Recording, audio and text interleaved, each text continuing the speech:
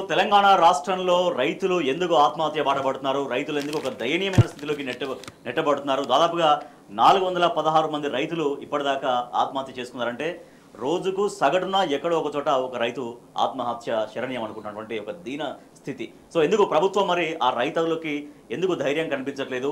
మేము ఉన్నామన్నటువంటి ఒక అండా ఒక భరోసాను ఇవ్వడంలో ప్రభుత్వం ఎందుకు వైఫల్యం చెందుతుంది? బీఆర్ఎస్ పార్టీ ఆధ్వర్యంలో రైతు ఆత్మహత్యల అధ్యయన కమిటీ ఏర్పాటు చేసుకున్నారు. మాజీ వ్యవసాయ శాఖ మంత్రి నిరంజన్ రెడ్డి నేతృత్వంలో వాళ్ళు అందరూ కూడా పరిశీలిస్తున్నారు రైతుల ఆత్మహత్యల కారణాలపైన. అనేక రైతు కుటుంబాలని పరామర్శించి వాళ్ళు ఓదారుస్తున్నారు. ధైర్యం కోల్పోవద్దంటూ ధైర్యం చెప్తున్నారు. రాజయ్య గారు, రైతుల ఆత్మహత్యలు చూస్తుంటే ఏమనిపిస్తుంది? ఎందుకు వాళ్ళు చివరికి ఆత్మహత్య శరణ్యం అనుకుంటున్నటువంటి పరిస్థితి?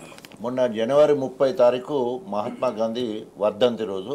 ఆ రోజుకు 420 హామీలు ఇచ్చి ఆల్మోస్ట్ 410 మంది ఆ రోజు వరకు, ఇప్పుడు 416 వరకు ఇప్పటివరకు చనిపోవడం జరిగింది. దీంట్లో ప్రధాన కారణం ఏంటంటే పెట్టుబడి కింద ఎకరాకు 10,000 గతంలో కేసీఆర్ ఇచ్చినప్పుడు కొంత భరోసా ఉండే, మనకు నష్టం రాదు, మనము గవర్నమెంట్ ఇచ్చే పైసలతోనే వ్యవసాయం చేస్తున్నాం అనే ఫీలింగ్ అట్లా ఉండే కాబట్టి ధైర్యంగా ఉండే. తర్వాత రైతు రుణమాఫీ చేస్తానని చెప్పేసి 42 లక్షల మంది రైతులకు దాదాపు 31,000 కోట్ల రూపాయలు ఇస్తానని చెప్పేసి ముందే ప్రకటించి మళ్ళీ వాళ్ళే చెప్తారు మేము ఇప్పటివరకు 22 లక్షల మందికే ఇచ్చినాం, 20,000 కోట్లు మాత్రమే బ్యాంకులో జమ చేసినాం అంటారు. 18 కోట్లు కూడా పోలే. ఎక్కడ ఎవరిని అడిగినా కూడా 30,000 ఉన్నోళ్ళు, 50,000 ఉన్నోళ్ళు, ₹1,00,000 ఉన్నోళ్ళు కూడా మాపిగాలే అనేది నిజ నిర్ధారణ ఎక్కడ పోయినా కూడా అట్లా జరుగుతూ ఉన్నది.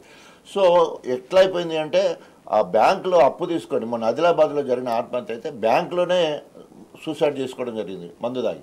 ఎందుకోసము అంటే బ్యాంక్ అధికారులు 2 లక్షల రూపాయలు బిత్తున్నది, గవర్నమెంట్ రుణమాఫీ చేసి ఉంటే 2 లక్షలు పోతే నేను మంచిగా ఉండొచ్చు అని రైతు నిబ్బరంగా ఉంటే ఆ రుణమాఫీ కాలేదు కాబట్టి అధికారులు, బ్యాంక్ అధికారులు వేధించడంతో అక్కడికక్కడ మందు దాగి చనిపోయే పరిస్థితి. అంటే ఇది ప్రభుత్వం చేసినట్టు రేవంత్ రెడ్డి చేసిన హత్యలు ఇవన్నీ కూడా 416 హత్యలు ఏవైతున్నాయో ఇది ప్రభుత్వం రేవంత్ రెడ్డి ఆశపెట్టి, నీకు ముందు ఎవరు నేను చెప్పలే, లేనిపోయి అలివి కానీ హామీలు ఇచ్చి రైతుకు ఇట్లా తీసుకోండి 2009 ఏది మన డిసెంబర్ 9, 2023 7వ తారీఖు నేను అవుతున్నా, 9వ తారీఖు సోనియా గాంధీ పుట్టినరోజు ఏకకాలంలో 2 లక్షలు మాపు చేస్తానే ఆశ పెట్టే, మళ్ళీ 100 రోజులనే, మళ్ళీ దసరా పండుగనే, ప్రతిదీ దేవుళ్ళ మీద ఒట్టుపెట్టి అన్నీ ఒట్టుపెట్టినా కూడా ఇప్పటికి కూడా సగానికి సగం కూడా ఈయన పరిస్థితి కొట్టొచ్చిన. దానివల్ల అది మెయిన్ కారణం. రెండోది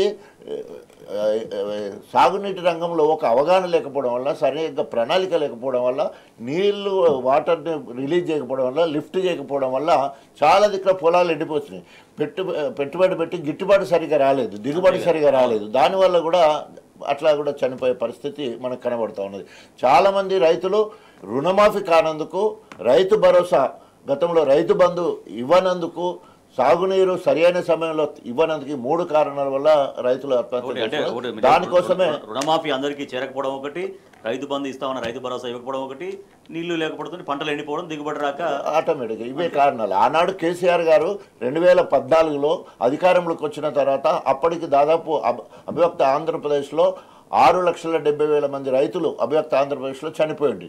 ఈ రైతుల ఆత్మహత్యల కారణం ఏంటని ఒక అధ్యయన కమిటీ వేసి వ్యవసాయ శాస్త్రవేత్తలతోటి, మేధావులతోటి, IAS IPS అధికారులతోటి, అఖిలపక్షంతో కూర్చొని మాట్లాడి కారణం ఏంటంటే పెట్టుబడి పెట్టి గిట్టుబాటు రాకుండా, బిడ్డల పెళ్లిళ్ళు చేసి అట్లా నష్టపోతున్నారు, కొడుకులను చదివించడానికి ఇంగ్లీష్ మీడియం చేసి అట్లా అప్పుల పాలవుతున్నారు, తర్వాత గుడంబ అప్పుడు బాగా తయారవుతుండే గుడంబ తాగి అట్లా చనిపోతున్నారు ఉద్దేశం. వాటి పరిష్కార మార్గంగా పెట్టుబడి కింద రైతు బంధు ఇచ్చిండు.